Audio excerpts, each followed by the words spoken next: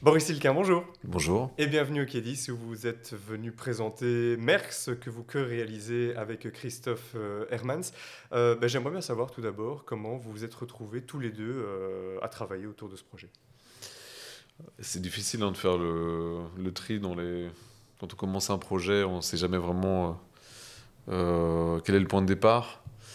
Je dirais que il a dû en parler, mais on aime tous les deux les films de boxe.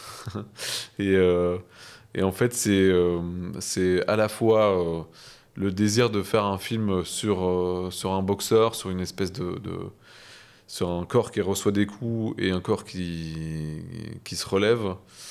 Ce désir-là, jumelé à la rencontre, enfin plutôt au fait que Eddy Merckx fête ses 80 ans cette année, et qui nous a poussé à nous interroger sur justement sur ce personnage, et qui voilà, nous a décidé. En fait, dans sa biographie, on a trouvé vraiment énormément de paramètres qui nous laissaient, qui nous présentaient en fait le corps d'Eddy Merckx comme un corps de boxeur. Et ça nous a motivé, en tout cas, ça a généré un désir de cinéma. Voilà, désir de cinéma. Vous êtes auteur, scénariste, également réalisateur. Un court-métrage sorti l'année passée, si je ne m'abuse, d'Orosera. Votre travail avec Christophe, comment il s'est articulé autour de ce projet? En fait, au début, donc avec Christophe, on travaille sur un film de fiction et on travaille de façon plutôt classique, je dirais, c'est-à-dire l'écriture pour ma part et puis la réalisation pour sa part. Mais en fait, déjà, quand on travaille de cette façon, c'est très difficile de distinguer la part d'écriture qu'un réalisateur peut avoir avec un scénariste, puisque en fait, c'est un dialogue constant. Et donc, on a commencé à travailler comme ça, et puis il s'est avéré que Christophe était très très actif à l'écriture et moi très très actif à la réalisation, puisqu'en fait il fallait en écrivant il fallait déjà trouver de la matière, confronter cette matière à l'écriture et voir de quelle façon les choses s'articulaient. Et en fait, au fil du temps, on s'est rendu compte que la frontière était plus que poreuse entre l'écriture et la réalisation, et donc on s'est dit qu'on allait signer le film ensemble, et oublier en fait ces espèces de carcans dans lesquels on se positionne parfois de façon, enfin, par tradition, mais qui en fait ne représentent pas vraiment le travail qu'on fournit. Oui, et un film format documentaire qu'on aurait, entre gros guillemets, peut-être plus attendu en télévision. Il se retrouve au cinéma, c'est une superbe projection, voilà, une belle mise en lumière, voilà, je cherchais mes mots. Comment en êtes-vous arrivé au grand écran? En fait, mais je pense que quand il y a un désir de cinéma qui est fort, euh, le grand écran, ça reste vraiment l'endroit où le cinéma se déploie. Euh, et donc, a priori, je dirais que c'est d'abord le sujet et la façon avec laquelle on l'a traité qui fait que ce film devient un film de cinéma. Après, c'était un peu, enfin, c'est inespéré que le film, voilà, prenne cette ampleur et parvienne à convaincre. On a convaincu une distribution de croire en nous. On a convaincu la RTBF et la VRT que ce film avait aussi potentiellement une carrière en salle avant de sortir sur les écrans de télévision. Euh, donc je pense que c'est des étoiles qui s'alignent, quoi.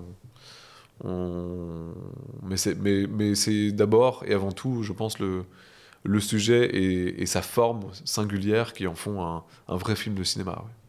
Oui, sa forme singulière, on va peut-être évidemment pas trop en dire ici au micro. Néanmoins, à quoi s'attendre, comment donner encore plus l'envie, au-delà du nom et de la puissance du nom Merx, aux auditeurs, auditrices, spectateurs qui nous regardent, de venir le voir. Alors, s'il faut convaincre les spectateurs de venir le voir, je dirais que le film Merx, c'est un film qui est fait avec des images d'archives, entièrement d'images d'archives, mais des images d'archives qui sont traitées de façon cinématographique. Donc, on n'a pas une espèce de timbre-poste au milieu de l'écran, on a vraiment une archive qui se déploie sur toute la taille de l'écran, avec un travail sur le son qui est digne des plus grands films, je dirais des films d'action même. On a essayé d'être le plus immersif possible, que ce soit dans la vie intime d'Eddie Merckx, que dans la gestion et dans la façon avec laquelle on présente les courses cyclistes. Donc on est à hauteur de vélo, on est à hauteur de cuisse de Eddy Merckx, on est embarqué on suit le vélo, on suit avec la moto des journalistes les trajectoires des cyclistes. Et je pense que voilà, le film est aussi un film d'amour à ce que permet le cinéma en termes d'immersion, d'identification à un personnage, de sensation. Voilà. Oui, et peut-être juste pour donner mon avis, voilà, je connaissais Eddy Merckx dans les grandes lignes. Moi, ça m'a permis de découvrir même tout court une époque et une véritable épopée. Je ne suis plus tout jeune, mais je suis quand même plus jeune que les spectateurs de l'époque. C'est ça aussi que vous avez voulu aller chercher, faire découvrir à un public d'une certaine génération qui était véritablement l'icône. Bah oui, en fait, alors moi, j'habite à Bruxelles et souvent quand je croise des jeunes personnes et que je leur parle d'Eddy Merckx, ils font référence à la station de métro. Et donc ça me perturbe parce que Eddy Merckx, pour moi, qui suis pas non plus extrêmement vieux, ça reste un synonyme de victoire. Alors je dis pas que tous les jeunes pensent ça.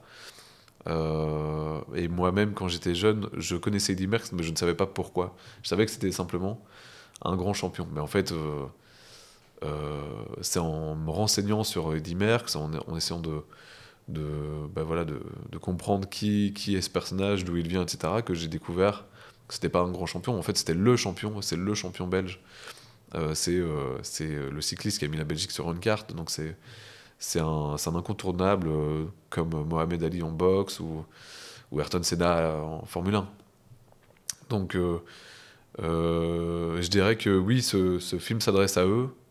C'est un film qui s'adresse à eux tant par la forme que par le fond, donc qui leur dit aussi, voilà, Eddy Merckx, c'est quelqu'un qui a arrêté l'école assez tôt pour faire du vélo et qui leur dit, qui leur montre en fait qu'une voie est possible, qu'on peut s'accomplir autrement et vivre une vie qui soit digne d'être vécue avec ses propres talents. Merci Boris Tilker. Merci à vous.